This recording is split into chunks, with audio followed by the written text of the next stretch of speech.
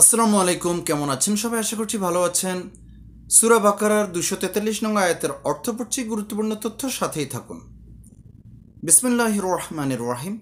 তুমি কি তাদেরকে দেখোনি যারা তাদের গৃহসমূহ থেকে বের হয়েছে মৃত্যু ভয়ে, এবং তারা ছিল হাজার হাজার।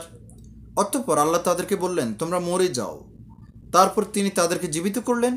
নিশ্চয়ই আল্লাহ তো মানুষের উপর অনুগ্রহশীল, কিন্তু অধিকাংশ মানুষ শুকরিয়া আদায় করে না। এখানে এমন একটা মানুষ শ্রেণীর সম্পর্কে বলা হয়েছে যারা বনে ইসরায়েলের যুগের মানুষ। তারা যুদ্ধ বা জিহাদ করার ভয়ে অথবা কোনো একটা মহামারীর ভয়ে তারা তাদের ঘরবাড়ি ছেড়ে পালিয়ে গিয়েছিল, কিন্তু বাড়ি থেকে বের হওয়ার পর আল্লাহ তাদেরকে মৃত্যু দিয়ে দিলেন। এবং অতঃপর একজন নবী, হিজকিল নামের একজন নবী, যার দোয়াতে আল্লাহ আবার তাদেরকে পুনর্জীবিত করলেন। তো এর মাধ্যমে আসলে এটাই বোঝানো হয়েছে, মৃত্যু যেখানে থাকবে সেখানেই হবে।